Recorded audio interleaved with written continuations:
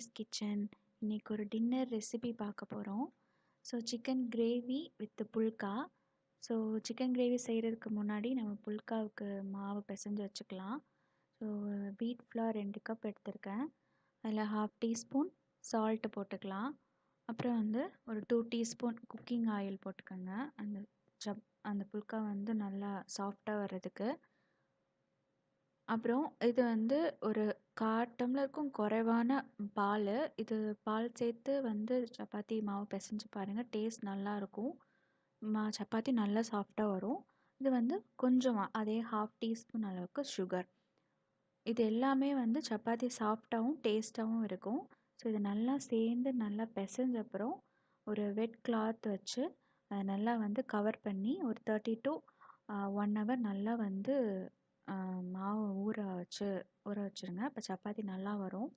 இப்போ வந்து சிக்கன் கிரேவிக்கு வந்து சிக்கன் கழுவி எடுத்திருக்கோம். தக்காளி, அப்புறம் வந்து சின்ன வெங்காயம், பூண்டு, இஞ்சி, அப்புறம் மிளகு, 1 டீஸ்பூன் மிளகு, 1 டீஸ்பூன் சோம்பு, 1 டீஸ்பூன் சீரகம், 2 டீஸ்பூன் மல்லி, அப்புறம் வந்து cinnamon, cardamom, gloves, red chilli, இதெல்லாம் ஆனியன், இதெல்லாம் தேவையான பொருட்கள்.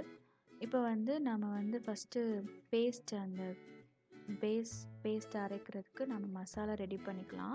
ஃபஸ்ட்டு இஞ்சி, பூண்டு அதெல்லாம் போட்டு நல்லா ஆயிலில் ஃப்ரை பண்ணிக்கோங்க. அது கொஞ்சம் ஃப்ரை ஆன அப்புறம் ஆனியன், ஸ்மால் ஆனியன் அதுவும் போட்டு நல்லா ஃப்ரை பண்ணிக்கணும். ஸோ ஆனியன் வந்து கொஞ்சம் ஹாஃப் குக் ஆன அப்புறம் இந்த மசாலா பொருட்கள் எல்லாத்தையும் போட்டுட்டு நல்லா அதை வந்து ஃப்ரை பண்ணிக்கோங்க. ஸோ இது வந்து நல்லா வந்து ப்ரௌன் கலர் ஆகணும். அதெல்லாம் நல்லா ப்ரௌன் கலர் ஆகிற வரைக்கும் நல்லா ஃப்ரை பண்ணணும். இந்த ஸ்டேஜில் நீங்கள் கருவேப்பிலை கூட சேர்த்துக்கலாம், அதுவும் டேஸ்ட் நல்லாயிருக்கும். ஸோ இது நல்லா ப்ரௌன் கலர் நல்லா ஃப்ரை ஆன அப்புறம் இதை நம்ம ஆற வச்சு நம்ம நல்லா பேஸ்ட்டாக அரைச்சி எடுத்துக்கலாம். ஸோ இது பாருங்கள், நல்லா ஃபைன் பேஸ்ட்டாக அரைச்சி எடுத்தாச்சு. இப்போ மறுபடியும் ஒரு கடாயில் ஆயில் விட்டுக்கோங்க, ஒரு 3 டீஸ்பூன் ஆயில். அப்புறம் வந்து ஒரு 2 டீஸ்பூன் நல்லெண்ணெய், ஜிஞ்சர்லி ஆயில் போட்டுக்கலாம். 2 ஆயில் மிக்ஸ் பண்ணி நீங்கள் செஞ்சிங்கன்னா கிரேவி நல்லாயிருக்கும். ஸோ 2 ஜிஞ்சர்லி ஆயில் போட்டாச்சு. இப்போ அப்புறம் வந்து பிரியாணி லீஃப், அப்புறம் வந்து ஸ்டார் அனீஸ் இதெல்லாம் சேர்த்து அதை நல்லா கொஞ்சம் பொரிஞ்சப்புறம் நம்ம வெட்டி வச்ச பெரிய வெங்காயம், அப்புறம் க்ரீன் சில்லி அதுவும் போட்டுடலாம்.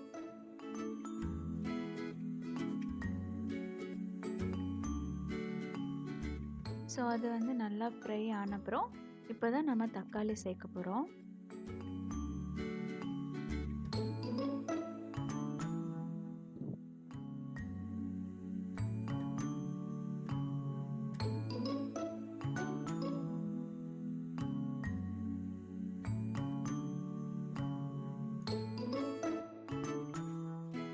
தக்காளி வந்து ஒரு 2 தக்காளி எடுத்துக்கலாம். அந்த 2 தக்காளி சேர்த்தாச்சு. தக்காளி நல்லா வந்து ஃப்ரை ஆகிறதுக்கு சால்ட்டும் டர்மரிக் பவுடரும் சேர்த்துட்டிங்கன்னா அந்த தக்காளி சீக்கிரம் வந்து நல்லா மசிஞ்சிரும். ஸோ 2ம் சேர்த்தாச்சு. இப்போ தக்காளி வந்து நல்லா மசிஞ்சிற அளவுக்கு நல்லா அதை வதக்கணும்.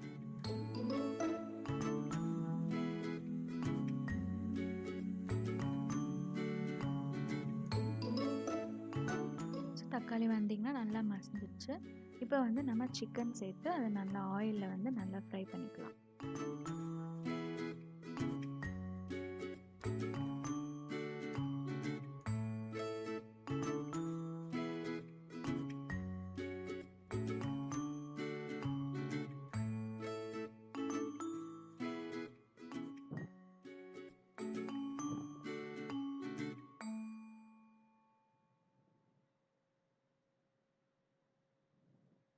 ஸோ அதை மூடி வச்சிட்டிங்கன்னா அது கொஞ்சம் நல்லா வெந்துடும். இப்போ வந்து நம்ம அந்த அரைச்சி வச்ச பேஸ்ட் இருக்குத்திங்களா, அதையும் சேர்த்துக்கலாம். ஸோ அதை சேர்த்து நல்லா கிளறி விட்டப்புறம் அப்புறம் கொஞ்சம் கறி லீவ்ஸ் அதுவும் சேர்த்துட்டு நல்லா வந்து ஃப்ரை பண்ணிக்கணும். அப்போ ஃபைனலாக கொஞ்சம் சில்லி பவுடர். அவ்வளோதான் மசாலா பொருட்கள். இந்த சில்லி பவுடர் வந்து ஏற்கனவே சில்லியெல்லாம் போட்டிருக்கோம். ஸோ ஒரு அளவாக மட்டும் போட்டுக்கோங்க. ஸோ இதெல்லாம் சேர்த்தப்புறம் கடைசியில் ஒரு 2 கிளாஸ் ஆஃப் வாட்டர் சேர்த்து இதை நல்லா மூடி போட்டு நல்லா வேக வச்சுருங்க. ஒரு வந்து 10 to 15 மினிட்ஸில் எல்லாமே நல்லா வெந்துடும்.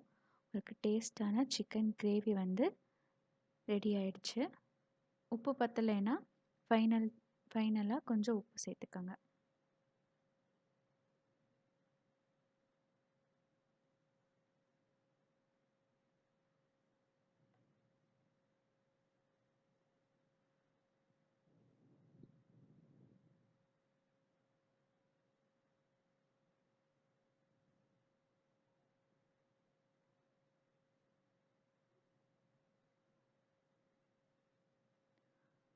ஸோ உங்களுக்கு டேஸ்டான சிக்கன் கிரேவி வந்து ரெடி ஆயிடுச்சு. 10 to 15 மினிட்ஸ்க்குள்ளே ரெடி ஆயிடுச்சு.